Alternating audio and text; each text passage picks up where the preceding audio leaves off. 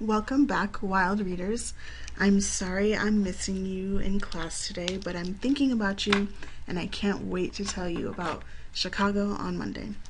So yesterday and the past few days, we've been talking about main ideas, or what a text is mostly about. And I showed you how to find main ideas in my awesome nonfiction book that I'm reading right now called When Lunch Fights Back. And we looked at main ideas when we were on chapter 1, where we learned about the hagfish. And we talked about how finding main ideas in middle school reading nonfiction text now is a lot harder, because just like moving up levels in video games, it gets more difficult to actually beat the level, and it's more difficult to find main ideas now because a lot of times in the books that we read, they're not just going to tell us what the main idea is. We have to read and figure it out. So we read this section about the hagfish, and we practiced finding main idea. And so I want to give us another chance to practice it before you work today on finding even more main ideas in new text that you get to read today. So as I read, I want you to follow along and listen to the types of questions I'm asking myself and what I'm thinking about as I read to determine the main idea, or what the text is mostly about. Here we go. As the hagfish eats, a shark arrives. The shark isn't interested in the whale though. It's after fresh meat. Slowly circling, the shark edges closer to the hagfish until it's just inches away. In a blur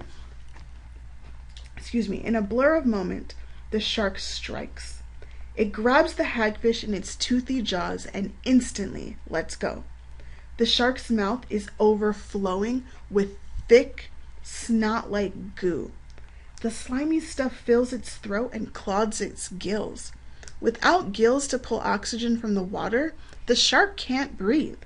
It thrashes its head from side to side with jerky, desperate movements. Unharmed, the hagfish pays no attention. Strings of slime still ooze from its long, rubbery body as it goes back to eating. So I'm going to stop and ask myself, what is the author trying to teach me? Or what is this section mostly about? I know it's describing a shark and a hagfish and what happens when the shark tries to attack the hagfish, so maybe that's what the author wants me to learn. Let's keep going to see if through reading more I can make a real great prediction about what the main idea is, or what this text is mostly about. The shark convulses with what looks like a gigantic cough. Clouds of slime billow out from its gills and throat. Finally able to breathe again, the shark darts away without a backwards glance. So I'm going to stop and ask myself now, what is this trying to teach me? What is the author trying to teach me? And what is this mostly about?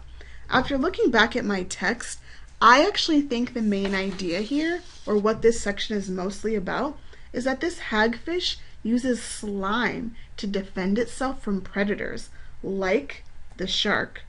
Because when the shark gets slimed, the shark can't breathe, and that's what causes it to try to escape and get away. So here on my notes, I did that. I wrote what I thought the main idea was. I filled in that I'm reading When Lunch Fights Back, and I answered the question. For chapter 1, what this section is mostly about is that the hagfish uses slime to defend itself from predators, because when slimed, the predator can't breathe. So what I realize here is that finding main ideas are a little bit trickier in 5th grade nonfiction texts, but I also have clues about that main idea or supporting details in the text features that I see. So here I actually see two types of text features, or parts that stand out in the text from the rest of the writing on this page. I see these photographs here, and in these photographs I see a shark and I see a hagfish in its mouth. So I'm now looking for details, or I'm going to use my text features to help support the main idea that I found, which is, remember, that the hagfish uses slime to defend itself from predators because when slimed, the predator can't breathe. So Looking at this text feature, I actually found one that really helped me determine that my main idea was true, and it's right here. This caption says that New Zealand scientists captured these photos of a shark attacking a hagfish. The arrows, like these right here, show the cloud of slime the hagfish released. So this text feature, this caption, and these photographs helped me figure out that my main idea is true. That when the hagfish is attacked, it does use slime to defend itself, because when the shark gets slimed, it can't breathe and it turns around and goes away. I know that because I can see from this caption and this photograph all this slime right here that's in the shark's mouth when it tries to attack the hagfish. So I added that to my notes. It asked me what type of text feature did I use, and I said that I saw a caption on page 7, since that's where I found it. And then I answered the question, what information did I get from this text feature that supported my main idea? And I said that from the caption I learned that the cloud of slime from the hagfish surrounds the shark's mouth and nose, so it can't get water or oxygen.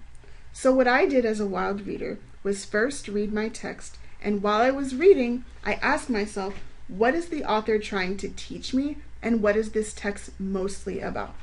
I then went back and tried to use my text features or parts that stand out from the text, like these photographs and the captions, and maybe even this title right here, Slip Sliming Away, to help prove that my main idea was true. So today as you read, I want you to think about all the text features that you can see and find to try to use them as details to help support your main idea. When I thought I was done, I even went back and found another one and added to my notes to make sure that I was using my time wisely.